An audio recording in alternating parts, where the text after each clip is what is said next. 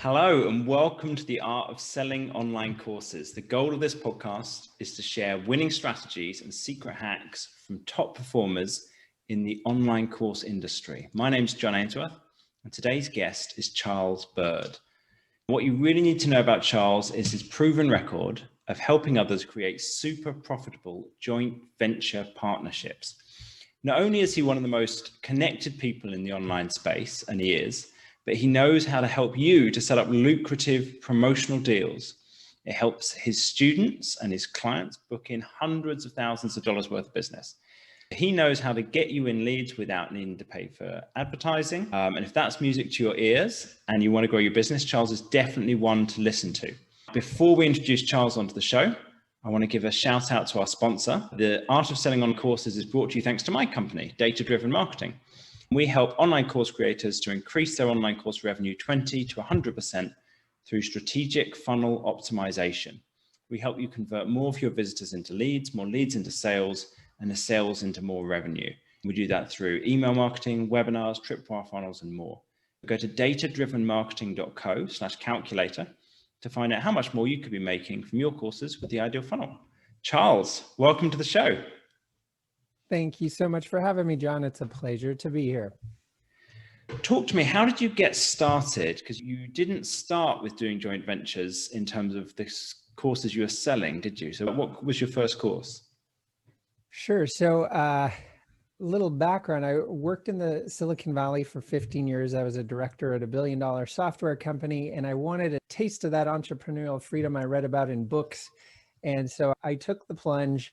And I went from wall-to-wall meetings to just silence and basically isolation.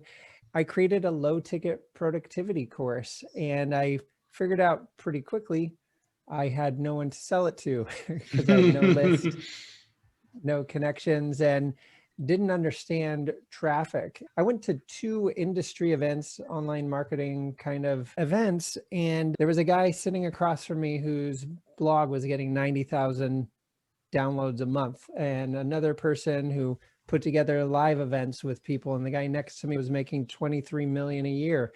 And I was like, well, I don't have an audience, but I could go make friends with the people who already have my ideal client. So it really was kind of out of the gate that I focused on relationship building to connect with partners who already have my ideal audience, and hence the path toward joint ventures was formed. I started building those relationships even before my course was officially done, which sort of felt like I was splitting my focus. But when the course was done, I already had people ready to get me in front of their audiences, and I've never looked back.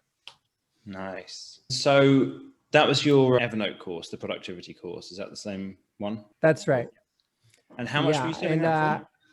So regular price was $400, and on the promotions, it would be sold at $200. Nice. I remember my first webinar was with a gentleman in Australia. He had a list of around 3,000 people. He got 50 people on the webinar, which is actually pretty good for a list of 3,000. And I remember I converted 17%, but I was so new to the whole joint venture world. So I get this booked with him, and he's like, okay, well, do you think you could send over some email copy to get people registered for this webinar? I'm like, oh, you need email? Sure. And I write up some emails. Like I was creating it. I was learning to fly the plane or build the plane while I was flying. And since I have the IT and systems background, I started systematizing this whole process. Every joint venture webinar, I would turn into 2 or 3 new ones, building that momentum from one to the next, and systematizing everything along the way, where eventually people would ask me to speak on the topic or present in mastermind groups, wondering how I book 2 to 6 joint venture promotions per week for my own programs. From there, I was kind of pushed into putting on my first event, which was called Pure JV. And I actually operated both. I would put on a $5,000 event and then book a lot of Evernote webinars to different audiences from across the spectrum, like Science of Success podcast presentations for Evernote's audience. In fact, They invited me to the campus to do a Facebook Live with their audience. I have their last CEO plugging my program on camera, and even bigger institutions like the Project Management Institute. But I actually found it more fun working on the joint venture side because it's all about relationships and connecting and providing value and having conversations with super interesting people out changing the world. That's what I help folks with. I consult on the topic. I have a group program, and it's really gratifying to help course builders, coaches, and consultants really get traffic.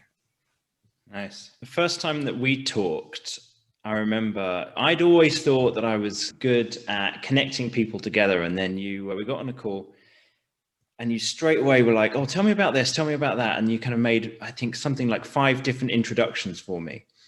And so various different people. And I was like, oh, I better up my game here. So I was like trying to figure out who I could connect you with as well. And you had this amazing system for doing the introductions with it. It's not Loom, but it was like one of these little, screen share with quick video things. And Loom, I'm a fan of as well.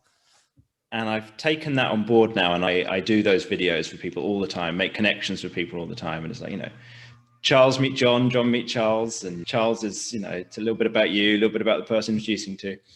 And people say to me, oh, I love those videos that you do. Those are so great. It's just like, that's stolen from Charles. That's like there's a whole little arsenal you've got going on of like the relationship building systems. So when you're doing one of these JVs, what were you looking for? So you had your first one, right, to 3,000 people. What generally are you looking for when you're trying to partner with somebody? Is it like a minimum email list size? Well, that kind of depends on how targeted their audience is, like taking an Evernote course, for example. Yeah. So when we connect with folks, let's say one of those intros from you, which I want to give you a lot of credit for seeing something cool and then just doing it. That's how people get results. They emulate what works. And the truth is, not only are those video intros and things like that very well received by people, they're easier for us to do. I can get one of those out in 1 minute and 15 seconds, where if I sat down to type it, it would take at least 5 to 10 minutes wordsmithing. That's what I call the shift to wowing your partners. So let's say you introduce me to someone. When I get on a call with them, I'm doing a few things at the same time. I'm asking about them, what gets them excited, their offer, their market and audience, things like that. And by asking those questions, I'm immediately seeking to connect the dots for others and provide value. That could be introductions to ideal clients, to joint venture partners, to maybe a podcast that they'd be perfect on, maybe a tool that helps them get to where they want to go faster. So by asking those questions, it puts you in a position to provide value first, which is one of the key recipes in wowing your partners. And at the same time as they answer those questions, you can internally assess, does my message, does my product, does my training align with the core message that they support their audience with? Because we want to make sure things are in alignment before we even go down the path of exploring joint ventures. So let's say I have a list that follows me for joint ventures and relationship building and frictionless systems.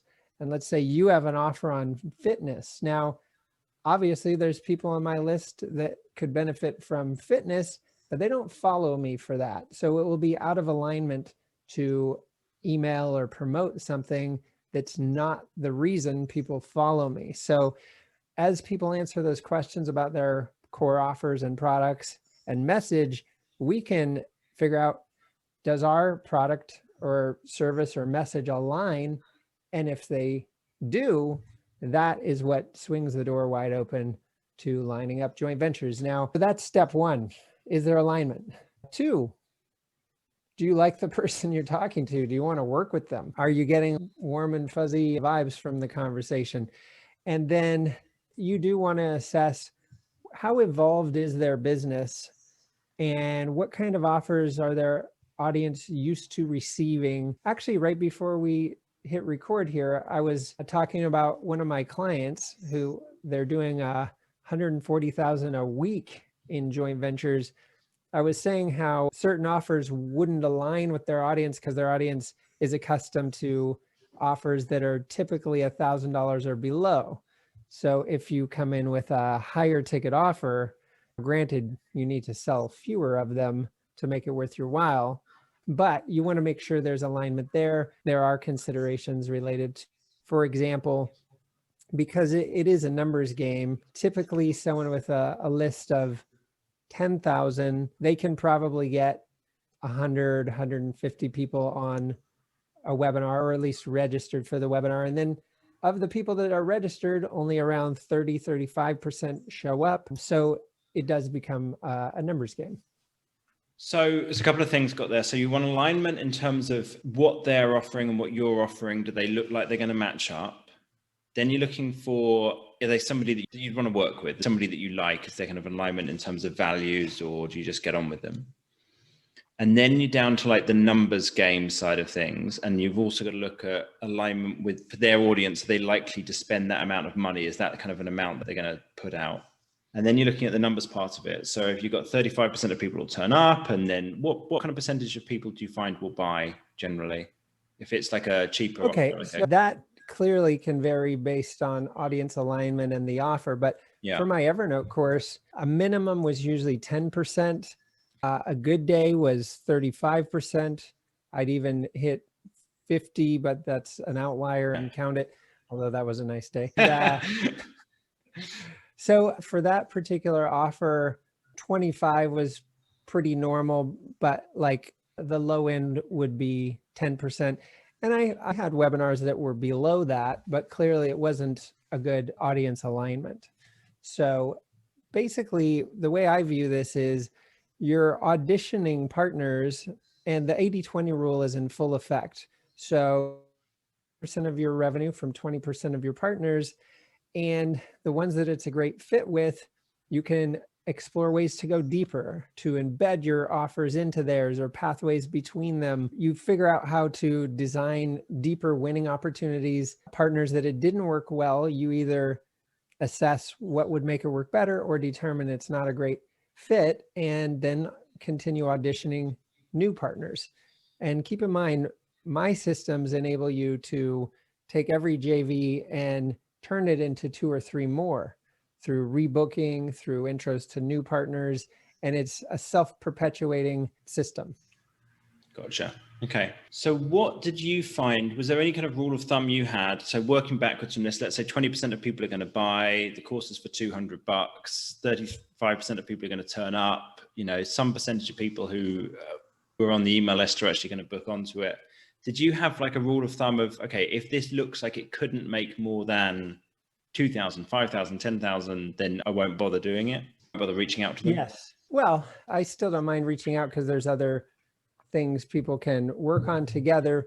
But let's say a partners list for that particular $200 offer. Generally, the rule of thumb was if the list is below 10,000, don't book a webinar, because you're like, yay, I booked another one. And then you're disappointed because there's the cost to pay my team to set up the promotion, like building out the funnel and getting everything scheduled and set up. There's a little bit of overhead there. And then it's my time to be on, not to mention the partner's time to be on. So if you're doing a webinar that makes, let's say $1,000, which, depending on where you're at, that will sound either good or less than good. And for that product, I had a 50% commission. So that's 500. Like, what's your time worth?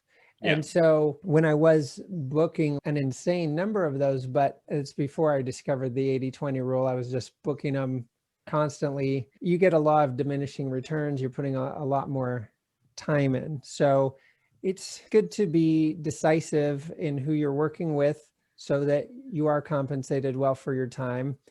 And then it's great taking those and embedding them further. I'll give you a couple good examples. One of my partners who came to my $5,000 Pure JV workshop, this is related to the productivity course. They have a YouTube channel with well over 1 million subscribers. And I thought they'd make a great partner because they teach people how to get their homes organized. But they did a whole series on getting your office dialed in and going paperless, which fit really well with my Evernote program. It took a while, but they called me. They're like, okay, we're ready to JV. Let's do it. And so we did one webinar. Well, we created a video that was released on their channel. That drove traffic to a webinar, hour-and-a-half webinar, $34,000 off a $200 course, which is pretty nice. And then we evergreened that. So when people saw the video to start with, which has, I'd have to look, but it's probably at around 50,000 views or something, that went to a live webinar, but then we evergreened that webinar. So as people watch that video in the future, it goes into an automated webinar, and it's the best feeling ever to go down and make a sandwich and see PayPal light up with $6,000 from a webinar you did a year ago. That's how we turn every JV into 2 or 3 more, getting intros to other partners, embedding and integrating, automating, and you're selective with which partners you do that with. The way I do it is do a normal promo and see how it does. And if it does really well, you can explore how to take that further together. Got it. So let's say someone's starting with this, right? They get the idea, you want to do the alignment with the person, alignment with the offer, alignment with the price. You know, you want probably at least 10,000 people to be on the email list. All sounds great. How do you get started? And you've got a system, I know, for like connecting 2 to 3 more, but who do you reach out to start with? Is it just people in your network? Is it about cold outreach? Is it a bit of all of those things? I have this concept, work from warm. We have a network around us right now. We have peer groups. You and I are friends. I know people, you know people. We always want to work from warm, because if you get an introduction from me to one of my partners who already loves working with me, we're friends. If you were to ping them cold, you'd come in on their radar at about a 1 or a 2. If you come in as an intro from me, you'll come in at a 7 or 8 on their radar. Right. And you're inheriting the trust and relationship of the person who connected you. And that is your fastest way in. That's one of the ways I'm able to get on a Zoom call with someone I've never met, who's never seen any of my stuff, and I'll have a joint venture booked in 20 minutes.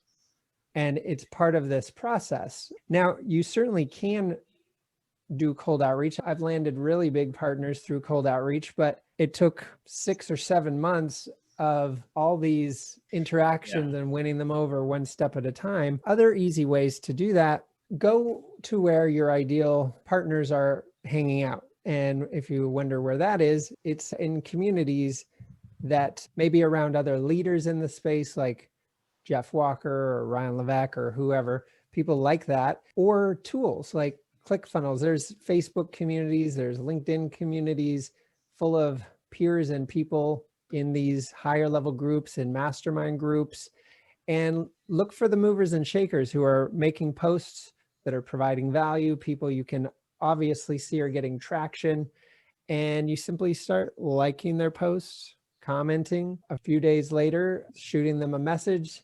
Someone sent me a message yesterday. I don't know who they are, but they're like, hey, thanks for accepting my Facebook friend request. Looks like we have a bunch of common friends. Love the shots of you and your family. What he failed to do, which I assume he will in a few days if he knows what he's doing, is say, I'd love to get to know you more. Are you up for jumping on a call? And then popping in his booking link. I use that method as I built my network, and I try to have a couple calls a day. And when you know exactly who your market is and who you're looking for as partners, you keep getting handed those people all day long. You can make every call a win. And that's part of the design. Give a quick example of that. If you know the outcomes of a call that are wins for you, such as landing a private client, booking a joint venture, getting booked on John Ainsworth podcast, holy cow. I mean, think about that. So if you know the outcomes that are a win, creating referral partnerships, you can get on a call. I was on a call with a guy in the UK. He had programs on language, not a good JV fit, but I could have said, hey, you know, I don't see a connection here. I'll wish you all the luck in the world. Goodbye. Instead, said, who would be an ideal partner for you, which he described. And then the same came back my direction. He introduced me to Dr. Mativier, who I've lined up 2 JVs with. He connected me with Jonathan Levy, who I've lined up 5 JVs with. So that's 7 JVs. Jonathan Levy connected me to Joe Polish, who I helped with his systems and connections for 5 months. And right before Joe went on a year sabbatical. At the start of the year, he booked an hour and a half with me to make sure he was dialed and styled to leverage that time. So that's 7 JVs and a world-class friend who's literally one of the most connected people on the planet from a JV call that wasn't a fit. We can make every call a win by design. Nice. So if you're on a call with somebody and let's say you're just doing some general networking, trying to get started with this, trying to figure out who's a good partner, do you find if you say to people, you know, who is the ideal connection for you, and you start making connections for them, do most people then come back and ask you the same thing and start making connections for you? Or do you have to kind of prompt them into it? Or how does that tend to work? Well, that's part of the magic of providing value first. So if out of the gate, I am teeing you up with a bunch of amazing people, just human nature is you're going to try to come up with ways to provide support back. That's one of the reasons it's so easy to book JVs. 2, people tend to come back. I mean, you can prompt them if you want. I find I don't tend to need to, although I certainly can put feelers out for it, which is fine too. But that's like, if I jump on a call and start asking about your offers and ideal client, it's going to feel a little imbalanced if you just start talking about something else after that. You're probably going to ask about mine. So every part of what I do is systematized. So there's a system to how the call flow is designed. It tees these things up intentionally, and it provides value to everyone intentionally. We both end up coming out ahead. Your audience comes out ahead by us getting creative and coming up with cool ways to serve and support them. Interesting. One of the things I find is I make a lot of introductions for other people and I get a lot less introductions made for me. So I'm wondering if I'm still doing something wrong on that one. It's curious. Well, if that's the case, and mind you, I can get 9 referrals in a week and then the next week get none. I'm certainly giving out more intros than I get. That's fine with me because the people I connect, I've created goodwill with them. Frequently, they'll be lining up deals. And it's not transactional. It's providing value first without keeping score. And it's also trading things of unequal value. But to me, that was 5 minutes of connecting 2 friends. And so we all have different goals and things we're working toward. So the reciprocation trap is where we think we have to match people on the same playing field, when in reality, we certainly do not. Nice. Okay. So I want to ask you about some stuff outside of the JV side of things. So you have people sign up via a JV, they attend your webinar or they don't, they buy or they don't. What happens after that for you? Do you do a lot of email marketing to keep making other offers to those guys? Are you doing JVs for other people, promoting stuff to your list? Yeah, so what we do is we have, when people first join the list, they're put on a do not disturb hold. So they're not getting on the list and then immediately getting other kinds of offers. And then we have a weekly nurture email that goes out. It's just like value add tips or videos that I produce geared for mindset, tips, tools, techniques, things like that. And then we do promote other partners. Forget exactly what the hold is, it might be 3 months or something. And then they'll start seeing other offers from partners in relationship to who people are. So as in segmenting, if someone runs a business, they'll see things related to expanding that business. If they got on my list because of productivity training, they'll hear more about things like that. So I'm sure we could be doing email marketing even better, but that's what we have going on right now. Gotcha. That's awesome. One question that my audience really wants me to ask people about is what changed for you when you got to 5,000 a month, 10,000 a month, 20,000 a month in your course sales? What were some of the things? Were you doing everything yourself when you first started? When did you kind of hire a team to help with anything? What changed for me is I got a lot better equipment, cameras, computers. So I was doing absolutely everything myself, building the relationships, booking the JVs, building out the back end to execute on those JVs and any fulfillment. I figured out within 6 months that wasn't scalable and hired my first contractor, a friend of mine who I met at an event. He helped run the back end for a while. Then I got a second team member who was from Eben Pagan's team, who's a friend of mine. And she's still with me to this day, like 5 years later, almost. And then I've had several team members. The woman who is running the JVs for Brian Tracy, she joined my team. My brother's now on my team. I have a business partner, Bill Barron. Things just keep ramping up as sales and volume. And what you want to do the whole time is figure out if there's a higher value use of your time. And if you can hire it out for less, you do it. One of my private clients, Jackson out of Australia, he paid me $8,000 for 3 hours. And what he got for that was being told exactly how to line up JVs. From our first meeting to our second meeting, he booked 18 joint ventures in 2 weeks. Following my system. 18, he's outdoing me, which is fantastic. So he's getting all this new traffic, all these new eyeballs. His list is growing faster than it ever has. So when you think how much I make an hour for something like that, which doesn't happen every day, but I have all kinds of 20K private clients and things like that, in addition to my group program. When you think about your time and go, my time is worth $2,000 an hour, or let's say $1,000 an hour. My time's worth $1,000 an hour. Then should I be building this funnel myself? Should I be creating whatever? Should I be writing the copy? Whatever it is, should I be video editing? Right now I'm doing a lot of production for my group program, and I'm good at video editing. I even like video editing if it's creative, but is that a good use of my time at $1,000 an hour when I actually have a team in Mexico and Brazil who are doing it for like way less? Like I'm paying between $200 and $400 per lesson, where I'd be spending a whole Sunday doing that. So we always want to make those decisions of, if I know the value of my time, don't do anything worth less, and carry that across your whole life. Even making food at your house, unless you love cooking, the easiest way to get that time savings back so you can put it toward higher value things, or getting very good at delegating.